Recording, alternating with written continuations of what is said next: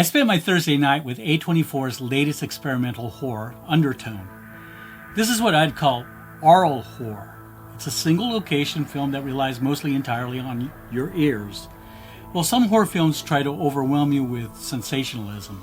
You know, bigger monsters, bigger soundtracks, bigger shocks. Undertone does the opposite. It shrinks the stage, it's a single house, a handful of characters, and a story built almost entirely on sound. The result is a small, tense, psychological horror film that leans heavily on atmosphere and performance. We follow Evie, a skeptical host of a paranormal podcast. Her show normally explores strange recordings and supposed hauntings. She is the one who questions everything. She is the skeptic. She hosts this podcast with her friend Justin. He believes in ghosts. She doesn't. Think Mulder and Scully, but with microphones. So here we are. We're talking about a horror film that doesn't rely on what you see. It relies on what you hear. In a quiet room, late at night, when every small sound suddenly matters. Today we're taking a non-spoiler look at Undertone, a small but unsettling horror film that turns sound itself into a source of fear. So let's break down what works, where it stumbles, and whether this quiet little horror film is worth hearing. We cover the film genres of sci-fi, horror, action-adventure, prop culture, and all things geek. Hi, I'm Rob, and this is A Constantly Racing Mind.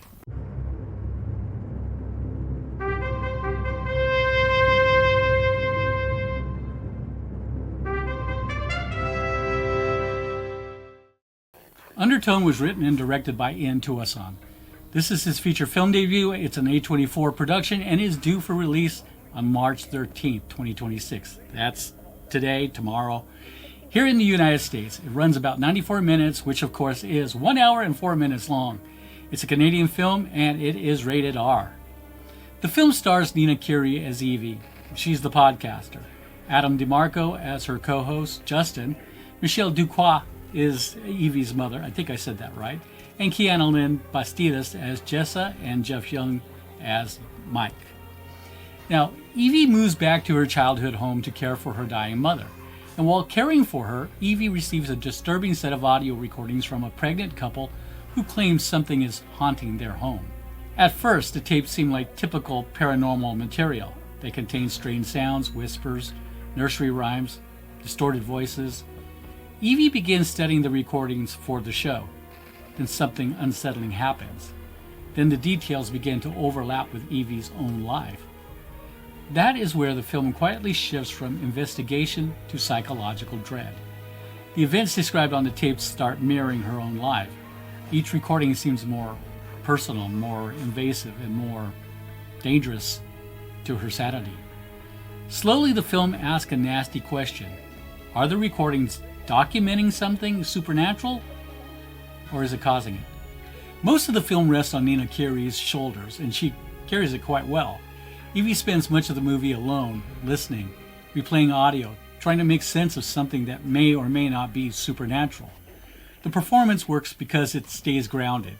She reacts like someone trying to stay rational even while evidence around her becomes harder to explain. That restraint keeps the film believable. The most interesting production decision is the reliance on the sound design. Instead of showing a threat, the film lets you hear it first. Small sounds, distorted voices, quiet moments where the audience strains to hear what Evie hears. Now, this technique taps into something very basic about human perception. Our brains are wired to react to unexplained noises long before we see a threat. The film uses that instinct very well. The atmosphere is this film's strongest element. The movie builds tension slowly and keeps the audience in the same confined emotional space as the main character. Now, this minimalist approach also works in its favor. Limited locations and a small cast make the story feel intimate rather than cheap. The sound design deserves special attention. It carries a large part of the storytelling. And this is where Undertone may divide the audience. The film moves slowly. Viewers expecting frequent jump scares or visible supernatural events may find it restrained, maybe boring. Much of the story unfolds through listening rather than action. The limited setting also means the narrative stays tightly focused on one perspective. For some audiences, that focus creates immersion. For others, it may feel too narrow. The production is fascinating because despite the A24 backing, it's a micro-budget film, about $500,000, that originally made waves at the Fantasia Film Festival. Most of the cast is never actually seen. Adam DeMarco plays Evie's podcast co-host, Justin, but he's just a voice on a headset. The same goes for the couple on the recordings that drive the plot. It's a bold choice that forces you to focus on the incredible sound design by David Gertzman. If you're a fan of analog horror or found audio tropes, the vibe here is immaculate. To really understand Undertone, you have to look at it through the lens of grief-forward horror. This is a subgenre A24 has practically mastered, where the monster isn't just a creature in the dark, but a physical manifestation of trauma and loss. If you've seen films like The Babadook, you know that this isn't just a creepy book. It's about a mother's suppressed resentment. In Hereditary, the demonic cult is a proxy for the inheritance of mental illness. Even more recently, Relic used a decaying house to represent the slow, painful rot of Alzheimer's. Undertone sits comfortably on this shelf. It uses the claustrophobia of end-of-life care to prime the audience. Evie just isn't a podcast host. She's a woman trapped in a house that smells like antiseptic and old memories.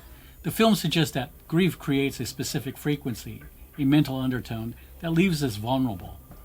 When we lose someone, we often find ourselves actively listening, just like Evie, obsessively replaying old voicemails or searching for meaning in silence that they left behind.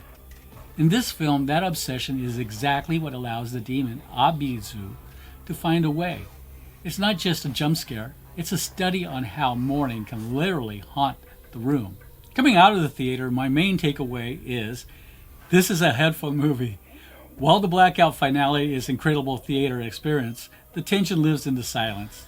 I went in expecting a typical obsession flick, but what I got was a psychological study of grief and obsession. So, did the hype match the horror? For me, the sound design carried the weight that the small budget couldn't show on screen. It's a solid 3.5 out of 5 for innovation, even if the pacing in the second act drags while we wait for that final tape to play. Undertone is a quiet horror film. It relies on patience and careful sound design rather than sensationalism. When it works, it creates genuine tension from very small moments. It's not trying to be the loudest horror film of the year. Instead, it explores how unsettling a story can become when the audience is forced to listen closely to what might be hiding in the background. And in horror, sometimes the most unsettling thing is not what you see. Thanks for watching. If you enjoy deep dives into sci-fi, horror, film history, and prop culture, make sure to subscribe to A Constantly Racing Mind. New videos break down the craft behind the films we love and the stories that shape them. You can also support the channel by checking out the ACRM merch store. Shirts are designed for fans of film, science fiction, and big ideas. Links are in the description. And before you head to the theater, don't forget to check out the Run P app. It tells you the best moments to step out during a movie so you don't miss anything important. It's one of the best tools for movie lovers. Thanks again for watching. I'm Rob, and this is A Constantly Racing Mind.